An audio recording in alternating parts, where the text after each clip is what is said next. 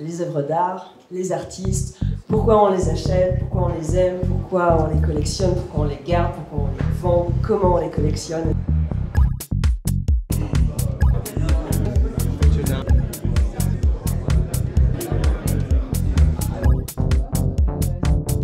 Bienvenue chez Fauve Paris.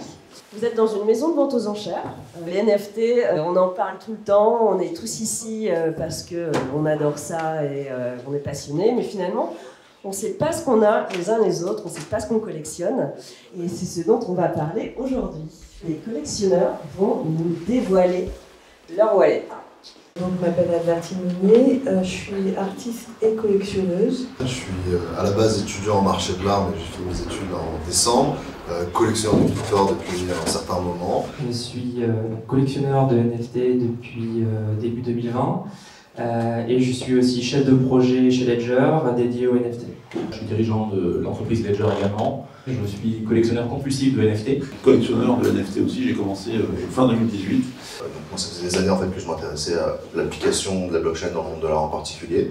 Et c'était la première fois que je voyais finalement pas la blockchain dans l'art, mais là, l'art vraiment dans la blockchain. Est-ce que tu peux nous montrer le premier NFT?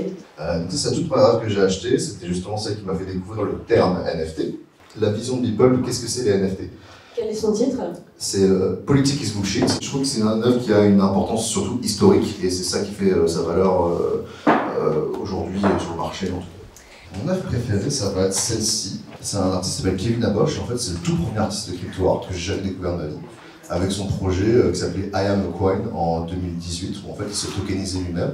Aujourd'hui, ça paraît banal, mais en fait, à l'époque, c'était assez novateur. Donc du coup, ça parle du temps qui passe, etc. Mais c'est vraiment mon œuvre préférée. Une fois que j'ai compris le pouvoir des NFT et le fait qu'en fait, c'était encore mieux d'avoir sa collection en NFT que l'avoir en physique.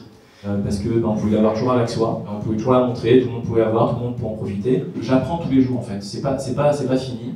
Je suis en train d'acheter effectivement, essayer de programmer à peu près tous les 2-3 jours, j'achète certaines photographies, certains photographes NFT spécialisés, donc là c'est clairement déterminé. J'ai acheté une œuvre d'un artiste que j'aime depuis assez longtemps qui s'appelle Brendan Fraser, qui est un photographe qui fait des photos avec des mannequins autour d'une piscine. Et ce qui est assez amusant, c'est que quand j'ai acheté, 2 secondes après, mon compte Twitter, je me suis retrouvé avec 150 follow immédiats. Et que des photographes. Ouais, parce que ce qui est chouette, c'est qu'en fait, quand on suit ton compte Twitter, on voit tes achats en direct parce que tu nous les partages.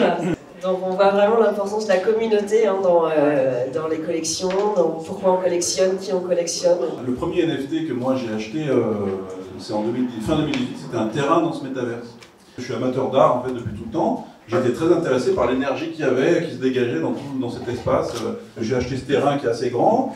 Je suis entouré d'artistes, donc je vais créer un musée, je vais proposer aux artistes d'exposer leurs œuvres dans mon musée. Et donc j'ai fait ces expositions, et pour me remercier, ils m'ont donné des œuvres. Et là, c'est là que j'ai pas trop compris, je dis bon, ok, tu me donnes un JPEG, ok.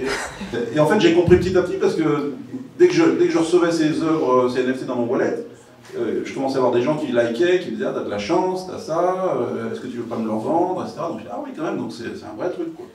Et donc c'est là que j'ai commencé, le déclic s'est fait et j'ai commencé à acheter. À l'époque j'ai acheté tout j'ai acheté quasiment tout. Ce que je veux lui montrer c'était déjà donc dans ce métavers, vous voyez, cet endroit c'est une reconstitution de l'endroit réel où a été fait la fresque. C'est un peu une usine désaffectée. Hein. Alors qu'elle est accessible mais c'est pas public. Donc, mais grâce au métavers on peut la reconstituer. Hein. Voilà, donc c'est un endroit en fait où on peut se rendre. Il y a 400 personnages dans cette fresque et donc il y a 400 NFT. Parce que moi je cherche quand même des séries entre 1 et 15, 20 quoi, on va dire. Avec les séries. Ça, on n'a pas parlé des éditions. Pour le collectionneur, c'est une façon de pouvoir par exemple en acheter 2 et puis éventuellement en vendre une, parce que c'est très difficile de vendre une œuvre en acheté quand on est collectionneur. Et si on en a 2, on peut en vendre au moins une et se dire que ça permet de financer l'acquisition d'une autre. Donc ça c'est intéressant. C'est que plus il y a d'éditions, plus c'est partagé. Est-ce que Albertine, la transition parfaite, toi qui es artiste et collectionneuse, tu peux nous montrer un petit peu tes wallets? Je vais montrer le NFT qui m'a fait démarrer. Ouais, donc c'est un petit champ de pâquerettes, qui est une image qui est générée par l'intelligence artificielle. Et en fait, je me dis, je connaissais cette image, je la trouvais plutôt assez belle. Et puis j'ai vu qu'effectivement, il y avait des collectionneurs qui s'intéressaient à cette œuvre. Je connais très bien Robbie Barra, qui est un jeune artiste américain, qui travaille beaucoup en intelligence artificielle et qui est assez connu en fait sur la place crypto, parce que d'une part ça a été le premier artiste à publier sur Super-Rare. Quand on est collectionneur, en fait, on serait qu'à un moment on accumule, puis après on se dit qu'est-ce que j'ai fait en fait, parce que comme on est un peu addictif, c'est très impulsif, on clique, on achète. Toi, tu es une pure accumulatrice et tu... Ah ouais, non, moi j'ai un vrai problème. Comme je suis artiste, donc je crée des œuvres et finalement je réinvestis mon travail dans l'achat d'œuvres. Donc il y a aussi ce soutien qu'on fait à une communauté. Dans la collection, il y a certes cette partie addiction, mais quand on aime un artiste, en fait, on va accumuler aussi en particulier. Il y a une vraie connexion avec les artistes. Voilà. L'intérêt des NFT, c'est que l'artiste, quand il mint, peut décréter un montant de royalties qui va toucher automatiquement à chaque revente, ce qui a changé la vie de beaucoup d'artistes. Ouais. J'ai mis pas mal de temps en 2019 à comprendre un peu les différentes marketplaces et qu'est-ce qui se passait. Et j'ai vraiment commencé à collectionner en 2020.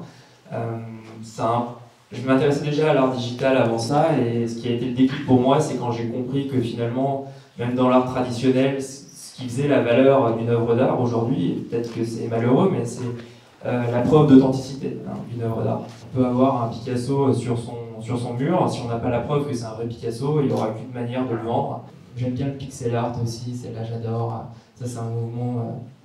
Ma stratégie, ça a été vraiment d'acheter une variété, donc acheter le maximum de courants artistiques dans le crypto-art différents. Donc, ce que je voulais dire sur l'art génératif, donc c'est un point qui n'avait pas été trop abordé jusqu'à présent. C'est des créatifs codeurs, on appelle ça, donc globalement des développeurs informatiques qui vont créer des algorithmes qui vont auto-générer de l'art qui est non déterminé à l'avance. Qui a créé l'œuvre en fait? Est-ce que c'est l'artiste? Est-ce que c'est la machine? Est-ce que c'est la technologie blockchain qui a permis ça? Ce que j'aime en particulier, c'est que quand on publie de l'art génératif, on apporte aussi en tant que collectionneur une petite part de soi dans l'œuvre, puisque généralement, l'art génératif va utiliser les informations de sa transaction en tant qu'input pour nourrir l'algorithme. Là, on a un artiste sympa dans l'art génératif aussi, qui s'appelle Brendan Dawes, qui est déjà un artiste très connu avant les NFT. Et en fait, on voit que le travail des algorithmes peut créer des œuvres d'art complètement incroyables. Je tenais à tous et toutes vous remercier. C'était vraiment encore une fois passionnant. Merci à nos intervenants. Bonne journée à tous.